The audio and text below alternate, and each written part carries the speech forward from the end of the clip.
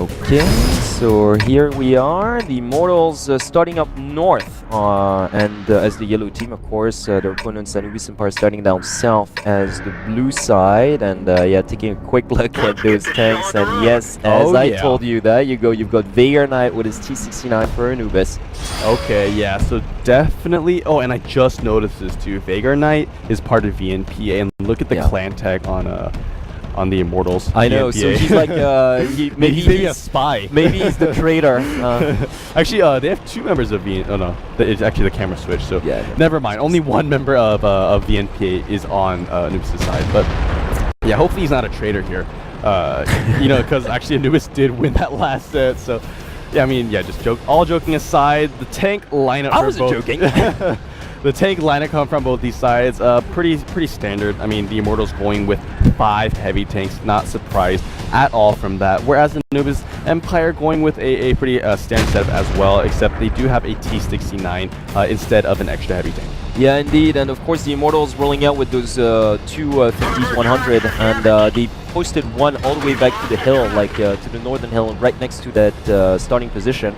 So yeah, just getting a clear line of sight for shooting to the hilltop in the middle, and then the other MX-50 100 I think was posted towards the entrance of the west aisle as well, but also providing cover towards the central hilltop. Now the first team that actually does manage to get that first chariot obviously is going to win. I mean, that goes without saying. It's just a huge advantage, but I really don't see Anubis like pushing rashly towards the middle. Like, it's going to be neither team, honestly. Exactly. So here Gunner and the Sirius facing each other, and the Sirius taking some damage here actually from probably Vatsuga. Yeah. I think it's Vatsuga all the way down there. Yeah. We didn't get vision yet on the Anubis' tank, but I'm assuming Vatsuga is just posted all the way down south. And, whoever pokes his head like just a little too much out of the cover of elevation will get shot. Yeah, I wouldn't be surprised if Vatsuga was actually camping over there. Anubis, or the Immortals had one of their M50s back at their base, but they actually pulled it up towards this hilltop right now. I think they're going for the Eastern Village. Yeah, they could be going for a 2-prong push. Exactly, because I think Kitan is like, okay, you know, these guys are not moving at all actually, so it's pretty much, you know, why wait the whole 9 exactly, minutes? it's just like this repeated from Himmelstoll, so he's like, I might as well try to get more angle and actually just be of some use. And look at that Aragonan here that's been spotted by Savange and Kitan here to the Eastern Village. Like, if they do manage to take out the T1, that's really going to give them more map control. Yeah, but they have on the eastern side. Right, but they have been compromised though, because that scout has spotted both Savange and Kitan, so I think so. Not yet. Not yet. At least I don't. Right. Okay. So Anubis, like, we're taking a look at Anubis right now. So because Savange and Kitan are both like behind buildings. That is true. Like, yeah, they're at the very entrance of the eastern hills. So right now, if they keep creeping forward, though, they're definitely going to be spotted. Yeah, indeed. So they really should stay put where they are. Like, you know, the thing is like, I'm actually liking the Immortal spread, but it's very risky because those MX-50 100s, where they're positioned right now, they can't provide cover fire towards the central hilltop. Now, obviously, Anubis unless they go around. Exactly, and which would take time. Which would take time and make them vulnerable to Vatsuga as well. So basically, right now, the advantage they've got is that their enemies, like you pointed, have not spotted them yet. But if they just stay there, you know, if Anubis realizes that the MX-50 100s are missing, well, any kind of support fire towards the central hilltop, they're just going to push because they've got the numbers right now. Yeah, most definitely. It's a 3-on-2, but with support from Vatsuga down south. So basically, if they were to charge in straight the middle, they would win right now, as we speak. Obviously they can't know that, so they're not going to rashly do this, but the thing is the Immortals, whatever they decide to do to that eastern village, they got to do it quick. Yeah, they definitely do. And I mean, they have on Anubis' side, they did pull Vega Knight over to the western island. They could be pushing over there, and possibly once they have control of the island, if they do decide to go for that, then they can get maybe some side shots, some different angles, maybe from behind the enemy lines for the Immortals. All right, and right now you guys can't see it on the screen, but the observer, I can see that Unreal Rogue and his counterpart Argonian have spotted each other to the eastern village. So both key ones have spotted each other, like to the eastern path leading to the village. The MX-50's 100s, like, so Kitan and Savange decide to retreat. They actually decide to... No, okay, just Kitan is coming back towards the central hilltop, and Savange is staying towards the eastern village.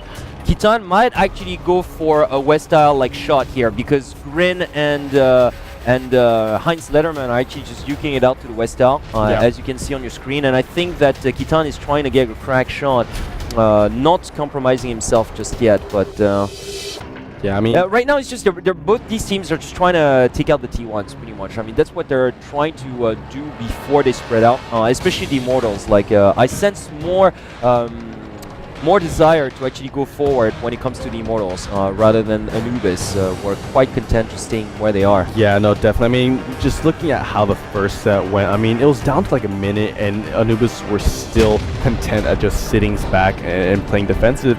Whereas the Immortals, you know, they want to make something happen eventually. I mean, Gunnar has been taking damage right now, but I feel like that's just gonna inspire the Immortals just to push in more, because they are a team to eventually make a play, and you can just see that by the movements on the AMX50s as well. You know, they're really trying to find a pathway. Exactly. Well, you know, like some sort of opening. Exactly. In so to give them the opening, first things first, you know, they want to get rid of both T1s, one to the southeastern village, and the other one the West-Al. There, they realize that if they can manage to take out those tanks, they're going to get more map control, pretty much. So they're going to be able to just spread out some more and still be oblivious to, I mean, keep like Anubis oblivious to their movement. But in order to do that, they need to take out those scouts. But that's, you know, easier said than done, because in order to do that, they would have to just compromise their position. So right now, some very, very well, you know, I want to say there's a lot of well, good intentions coming from the Immortals, the way that I see them move. But at the same time, Anubis Empire really are not letting them just even take out those scouts without suffering some kind of damage to the heavier forces. So really some great D coming out from Anubis as well, because they're really not even letting like those T1s get even just be in danger, really. So yeah, definitely so. I mean, there's about 3 minutes left remaining right now. I know, but if Anubis keeps playing us like this, pretty much, they're really forcing like the Immortals to, okay, look guys, if you want to engage us, you're going to be at a disadvantage. So who wants to do that, right? I mean, we've been saying this over and over again since the open season, but you know what? If I were the arbiter of this, which I'm not, of course, but if I were to judge this from what I've seen in this set, then definitely Anubis Empire, win or lose, probably should deserve like a bit of a warning here. Yeah, because they're really refusing play. Look at that. Once again, it's the Immortals that are really just almost forced to engage them on an uneven basis, like right here on the central hilltop, and they don't really have that much cover. Hopefully, they can make something out of it. Like the two MX50s 100 are to the eastern village as we speak. So Sirius, Iron Buzz, and PNL, they've got to hold on tight until Savant and Kitan can actually help them out from the flanking maneuver. But look at that. They're taking so much punishment. Yeah, they're taking a lot of punishment right now, and Vatsuaga should be there to defend. But Vatsuga is actually engaging like Savange and Kitan at the same time. Yeah, so, it's going to be like kind of tough for him to provide like decent cover for his teammates. Vatsuga is busy right now. I think they were taking way too much damage right now. Look at Sirius, Iron Buzz, and PNL I know. Compared to the members of the Immortals, and look at that.